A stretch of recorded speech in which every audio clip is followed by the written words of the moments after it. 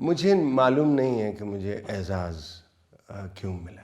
میں مشکور ہوں جنہوں نے فیصلہ کیا ہے کہ یہ مجھے اعزاز ملنا چاہیے.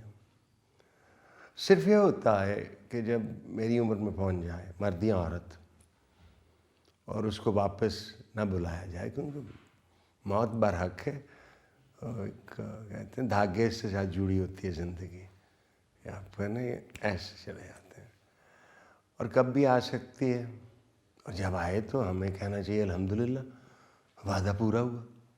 میں کل نفس ذائقۃ الموت، میں چکھاؤں گا ہر ایک موت.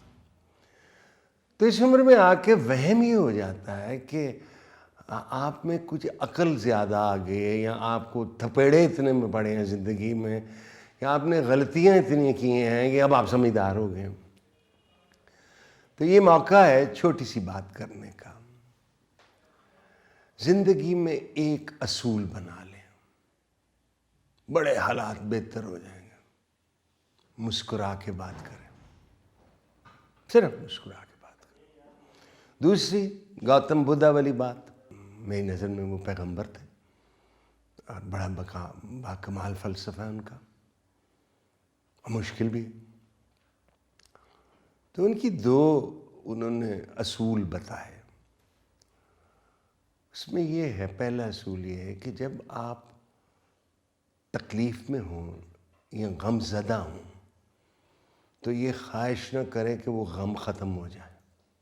اس کو آنکھوں میں آنکھیں ڈال کے دیکھیں، ہے غم. جب آپ خوش ہوں یا خوشی محسوس کریں تو یہ خواہش نہ کریں کہ یہ جاری رہے، کیونکہ جب وہ ختم ہوگی تو پھر آپ اس کو مس کریں گے.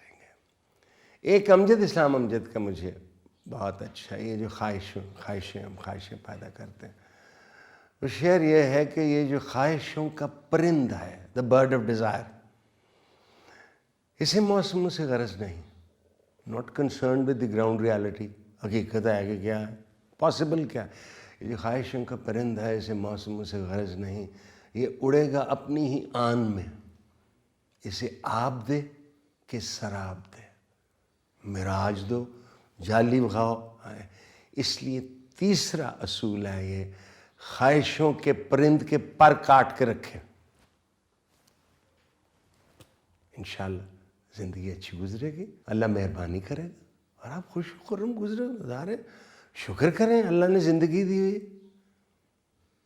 یہ تھوڑا احسان ہے اس کا کہ آپ زندہ ہیں ابھی تک.